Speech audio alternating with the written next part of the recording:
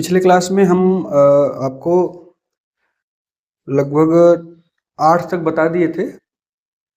9वां question से हम देखते हैं आगे क्या दिया हुआ है। 9वां जो क्वेश्चन नंबर 9 है उसमें दिया है X square plus x plus के का एक शून्य एक है तो के का मान ज्ञात करिए। जैसा तीसरा क्वेश्चन है वैसा 9वां क्वेश्चन भी है, हम लोग देख लेते हैं एक बार। दिया है एक्स स्क्वायर प्लस के, ठीक है, यही दिया हुआ है। इसका एक शून्यक मान है, शून्यक मान जो दिया है वो एक है। शून्यक मान मतलब जो एक दिया हुआ है इस समीकरण में रखने पे ये समीकरण शून्य हो जाएगा, इसलिए इसको शून्यक मान कहते हैं। उसका मान एक दिया है। दो घात समीकरण है तो दो शून्यक मान होने चाहिए, तो एक दे दिया है। तो हम क्या करेंगे, इसी शून्यक मान को उठा के इसमें रखेंगे तो वो 0 हो जाना चाहिए। तो हम क्या करेंगे, इसमें x का मान उठा के इसमें रखते हैं, लिखेंगे मान रखने पर तो शून्य मान रखने पर यहाँ एक का स्क्वायर प्लस एक प्लस के इक्वल टू इसका मान रखने पे 0 हो जाना चाहिए। तो ये एक का स्क्वायर एक प्लस यहाँ एक है प्लस के इक्वल टू 0। 1 प्लस 1 कितना हो जाएगा 2, अब प्लस के इक्वल टू 0, तो के इक्वल टू कितना हो जाएगा -2। ये 2 उस साइड जाएगा तो -2, यही होगा के का मान। ठीक है, 8वें सवाल में यही दिया था, तो इससे हम ज्ञात कर सकते हैं। अगले क्वेश्चन में देखिए दिया है एक द्विघात बहुपद ज्ञात कीजिए 10वें क्वेश्चन में, जिसके शून्यकों का योगफल और गुणनफल क्रमशः दिया हुआ है। इसमें 3 क्वेश्चन दिया हुआ है, हम एक क्वेश्चन बता दे रहे हैं, तीनों क्वेश्चन आप लोग कर लीजिएगा। तो जैसे पहला दिया है, इसमें दिया है आपका कि एक इसका जो मान दिया है 1/4 और एक दिया है -1।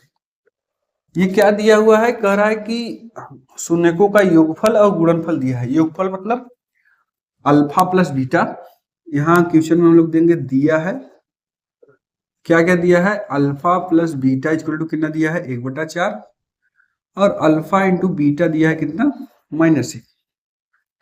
करा द्विघात समीकरण ज्ञात कीजिए। ये भी हम बता दिए थे कि अगर मान दिया हो तो समीकरण कैसे ज्ञात करेंगे। तो इसका व्यापक रूप होता है X square minus alpha plus beta x plus alpha into beta, यही होता है।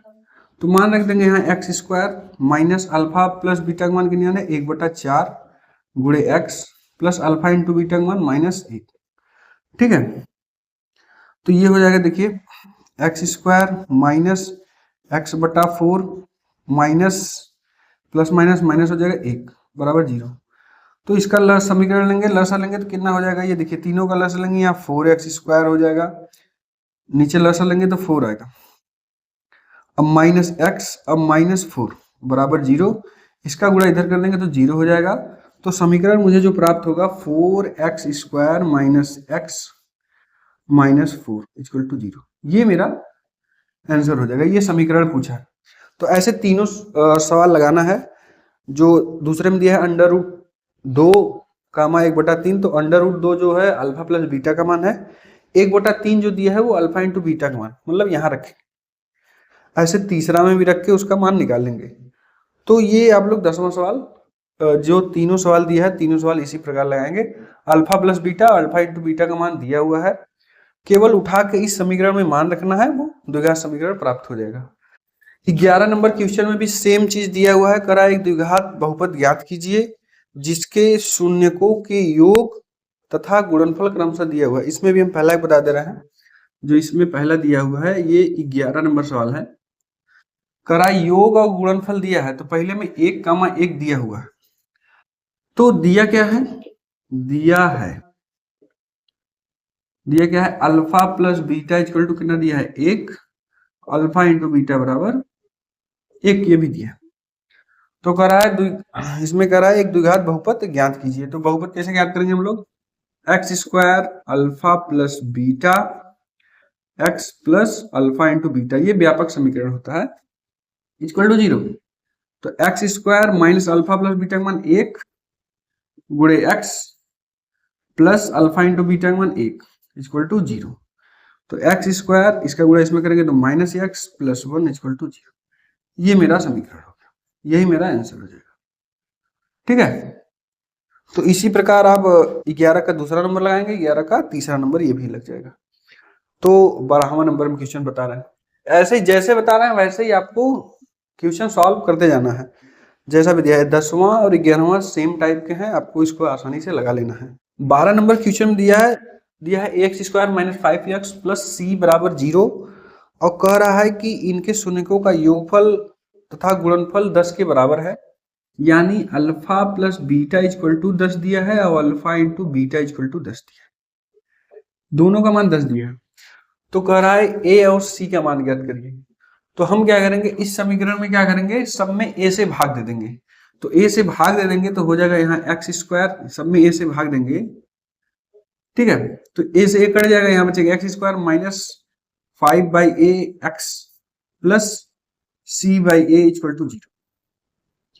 एक्स का जो गुणांक होता है वो क्या होता है, अल्फा प्लस बीटा, और जो सी के स्थान पे होता है वो क्या होता है, अल्फा इंटू बीटा। फार्मूला जैसे हम लोग लिखते हैं ना, x square minus alpha plus beta अब प्लस यहाँ एक्स रहता है अल्फा इंटू बीटा, इससे कंपेयर करेंगे। ठीक है, तो देखिए अल्फा प्लस बीटा के स्थान पे क्या है, 5/a, 5/a, और इसका मान जो दिया है वो कितना है, अल्फा प्लस बीटा। यहां हम ऐसे लिखेंगे alpha plus beta equal to कितना दिया है 10, और अल्फा प्लस बीटा के स्थान पे क्या है यहाँ 5/a इक्वल टू 10 हो जाएगा। तो a इक्वल टू कितना हो जाएगा, a इक्वल टू 10/5, ये हो जाएगा a इक्वल टू हो जाएगा आपका यहाँ पर 5/10, यहाँ हो जाएगा आपका 1/2। a का मान ज्ञात हो गया। ऐसे लिखेंगे यहाँ अल्फा इंटू बीटा का मान कितना दिया है 10, ये अल्फा इंटू बीटा है। जो c के स्थान पे देखिए फार्मूले की जगह पे क्या लिखे, यहाँ ये हो गया, अल्फा इंटू बीटा के स्थान पे क्या है c बाई ए, तो यहाँ पर लिखेंगे c by a equal to 10, c बटे a का मान कितना है 1/2, 1/2 यह हो जाएगा गुणे ऊपर चला जाएगा 2 बराबर 10, 2 पंजे 10, यानी c इक्वल टू कितना हो जाएगा 5। ये मेरा c का मान हो गया, ये आपका हो गया a बराबर 1/2, ये a का मान हो गया। ठीक है, तो 12 नंबर क्वेश्चन इस हिसाब से लगाएंगे। पहले क्या करेंगे, a से भाग दे देंगे, a खत्म हो जाएगा, तो यहाँ बचेगा अल्फा प्लस बीटा के स्थान पे हो जाएगा आपका ये 5/a, तो यहाँ 5/a बराबर 10 रखेंगे। अल्फा इंटू बीटा के स्थान पे c बाई ए है, तो यहाँ c बाई ए बराबर वो भी 10 दिया है। इसको सॉल्व कर लेंगे, a और c का मान ज्ञात हो जाएगा। ठीक है, तो ये रहा 12वां क्वेश्चन। 13वां क्वेश्चन देखते हैं कैसे सॉल्व करते हैं। 13 नंबर क्वेश्चन दिया है X square plus 1/6 x minus 2 करा, इसके शून्य का मान ज्ञात कीजिए। तो शून्य का मान ज्ञात करने के लिए हम बराबर 0 कर देते हैं। तो इसका लसा लेंगे, तीनों का लसा 6 आएगा, इसका गुणाएंगे में 6x स्क्वायर प्लस x, इसका गुणा यहाँ होगा तो 12। ठीक है, इक्वल टू 0, इसका गुणा इधर हो जाएगा तो ये खत्म हो जाएगा, मुझे बचेगा x square plus x minus 12। जैसे द्विघात समीकरण सॉल्व करते हैं वैसे कर देंगे। तो इसका गुणा यहाँ करेंगे, पहले 6 का 12 में गुणा करेंगे, 12 6 72 होता है, ये हो गया 72, माइनस में रहेगा। तो इसका ऐसा गुणनखंड करेंगे, जोड़ गुणा करने पे 72 आया और जोड़ने या घटाने पे प्लस x। तो ऐसा कौन सा पहाड़ा है कि जोड़ने या घटाने पे x आ जाए और गुणा करने 72? तो 8 9 72 होता है, और 9 में से 8 जाएगा तो एक x बच जाएगा। तो हम लिखेंगे कि हाँ 6x square plus 9x minus 8x, 9x और 8x से गुणा करेंगे तो 72x स्क्वायर आएगा, क्योंकि इसका पूरा गुणा यहाँ कर दिया।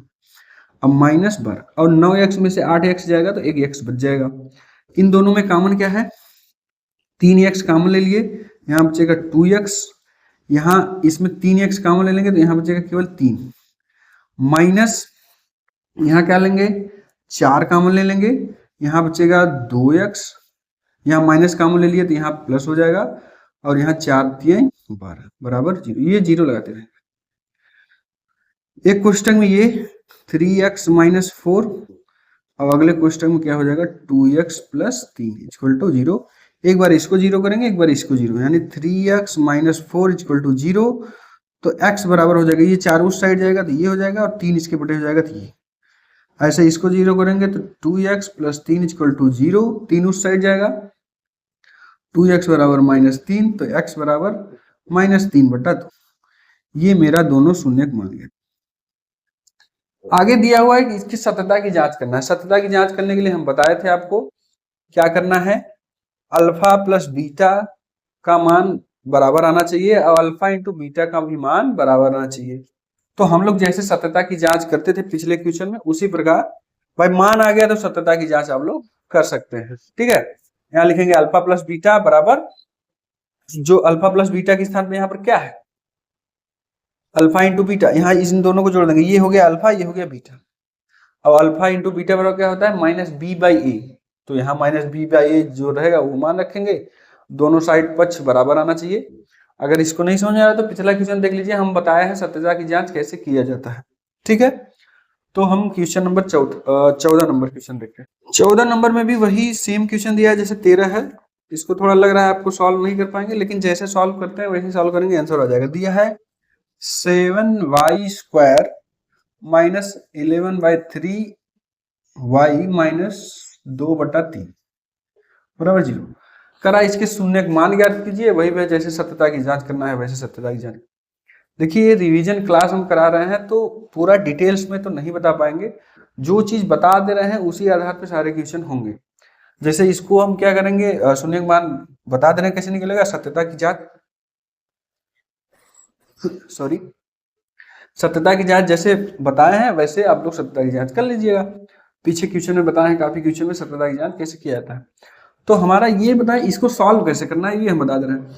तीनों का लसाअ लेंगे, 3 आएगा, यहाँ 3 का गुणा कर 7 21y² -11y, यहाँ 2 बराबर 0 आएगा। इसका गुणा इधर हो जाएगा, खत्म हो जाएगा। मेरे पास बचेगा 21y² -11y -2 बराबर 0। इसका गुणा यहाँ करेंगे, 21 दूना कितना होता है 42। तो गुणा करने पे कितना आना चाहिए, 42 -42y², और जोड़ने या घटाने पे -11y²।